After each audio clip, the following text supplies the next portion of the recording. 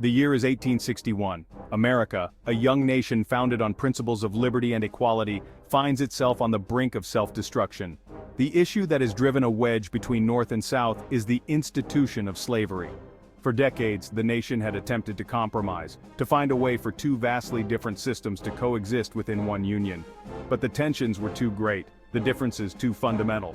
The Southern states, economically and culturally reliant on slave labor, saw any attempt to restrict slavery as an attack on their way of life. The North, increasingly industrialized and morally opposed to slavery, viewed it as a stain on the nation's soul. The election of Abraham Lincoln in 1860, a man who campaigned on preventing the expansion of slavery, proved to be the breaking point. On December 20, 1860, South Carolina seceded from the Union, followed in short order by 6 other Southern states. They formed the Confederate States of America, electing Jefferson Davis as their president. The stage was set for a conflict that would determine the fate of the nation, a war that would pit brother against brother and test the very fabric of American democracy. This was not just a war about slavery, though that institution's evil cast a long shadow over the conflict. It was a war about the meaning of freedom, the limits of states' rights, and the enduring power of the American ideal of one nation, indivisible. It was a war that would decide whether a government of the people, by the people, for the people, should perish from this earth. The tension that had been building for decades finally erupted on April 12, 1861, at Fort Sumter in Charleston Harbor, South Carolina. Confederate forces under the command of General P.G.T. Beauregard opened fire on the Federal garrison, commanded by Major Robert Anderson. After a 34-hour bombardment, Anderson surrendered the fort, and the Civil War had begun. The attack on Fort Sumter galvanized the North. Any lingering hope of a peaceful resolution vanished in the smoke rising from the bombarded fort. President Lincoln called for 75,000 volunteers to put down the rebellion, and the nation mobilized for war.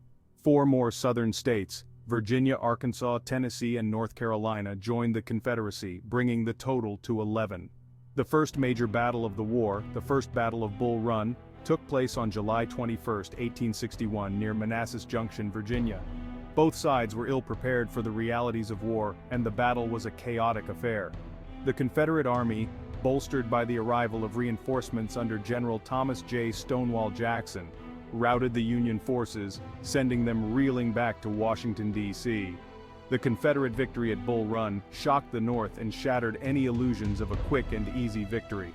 It became clear that this would be a long and bloody conflict, one that would test the resolve and sacrifice of both sides. The war had begun, and the fate of the nation hung in the balance. The year 1862 saw the war escalate dramatically. The Confederacy, hoping to gain recognition and support from European powers, launched an invasion of the North.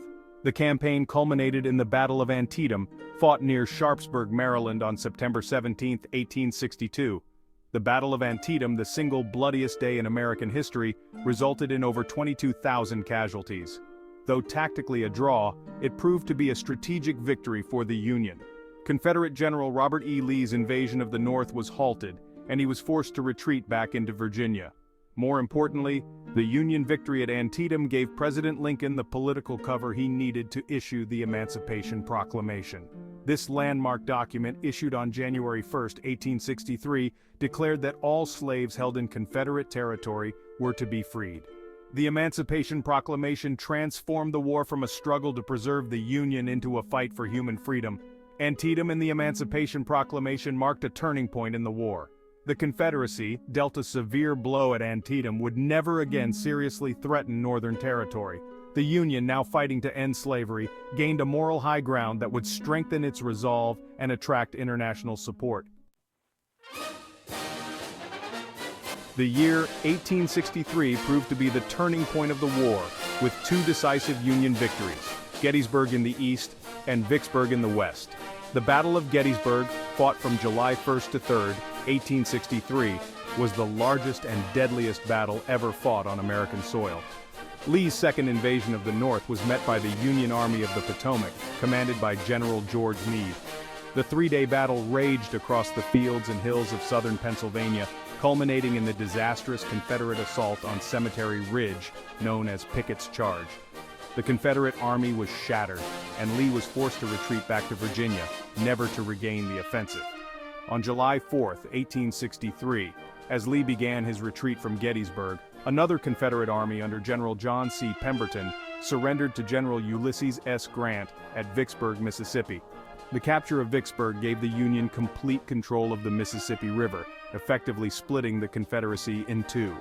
Gettysburg and Vicksburg marked the beginning of the end for the Confederacy.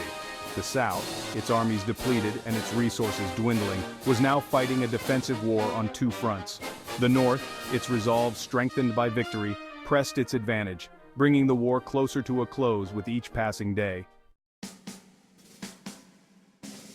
Section 5. Leaders of Men, Lincoln and Lee. The Civil War produced many remarkable leaders, but two figures stand out: Abraham Lincoln, the 16th President of the United States, and Robert E. Lee, the commanding general of the Confederate Army. Lincoln, a man of humble origins and unwavering moral conviction, guided the nation through its darkest hour. His eloquence and unwavering commitment to preserving the Union inspired the North and rallied support for the war effort. His Emancipation Proclamation, a bold and calculated gamble, redefined the war and secured his place in history as the great emancipator. Robert E. Lee, a brilliant strategist and tactician, was a reluctant secessionist who felt duty-bound to defend his native Virginia. A graduate of West Point and a veteran of the Mexican-American War, Lee was a respected figure on both sides of the conflict. His leadership and military skill prolonged the war and inflicted heavy losses on the Union Army. While history remembers Lincoln as the victor, Lee's military acumen and unwavering dedication to his cause continue to be studied and debated to this day.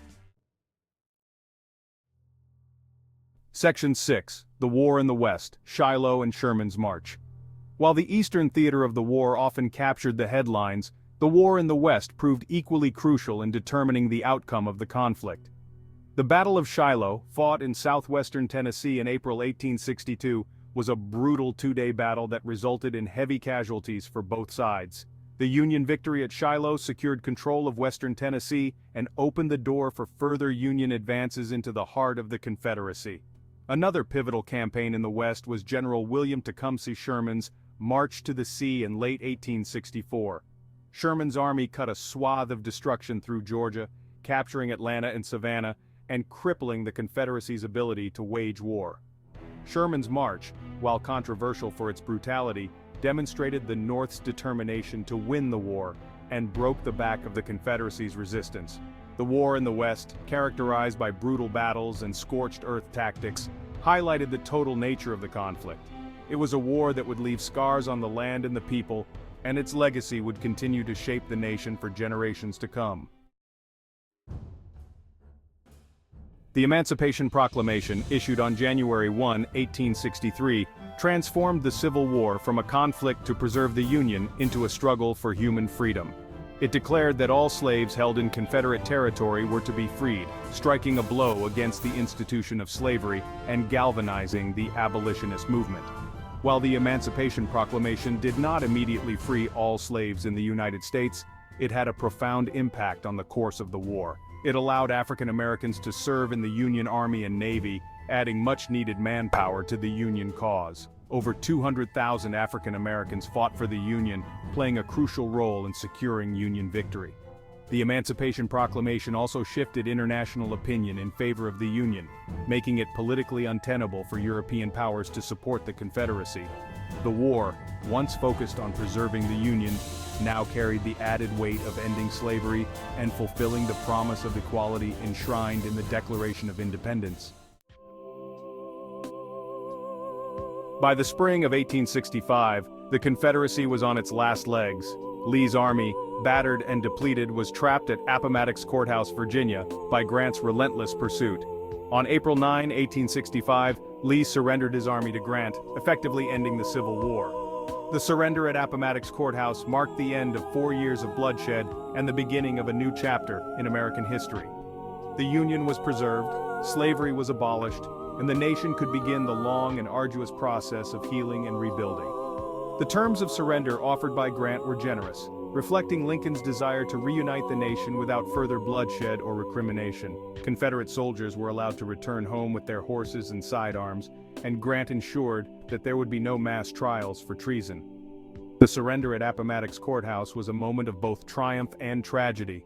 The nation had survived its greatest test, but at a tremendous cost. Over 620,000 soldiers had perished, and countless others bore the physical and emotional scars of war.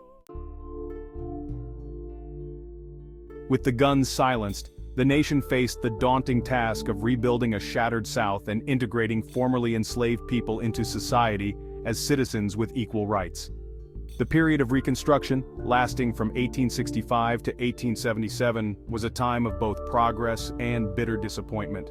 The federal government, under the leadership of President Andrew Johnson and later Ulysses S. Grant, implemented policies aimed at rebuilding the South's infrastructure, establishing education and social services for freedmen, and ensuring their civil rights.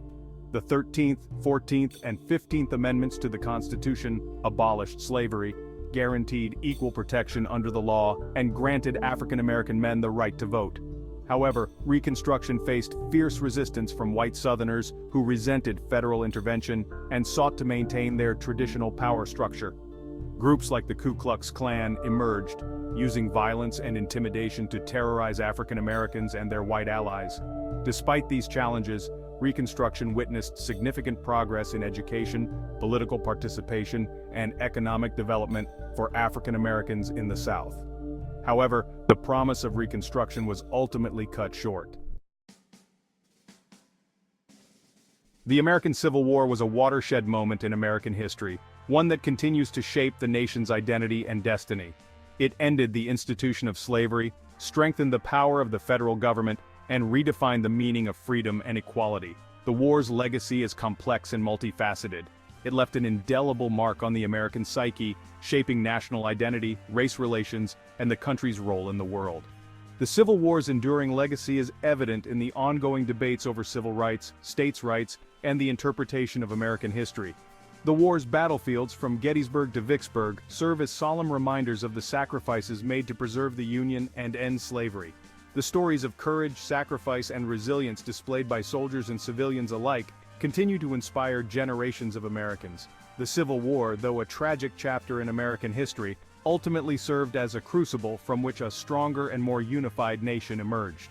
Its legacy continues to challenge and inspire us to strive for a more perfect union, one that truly embodies the principles of liberty and justice for all.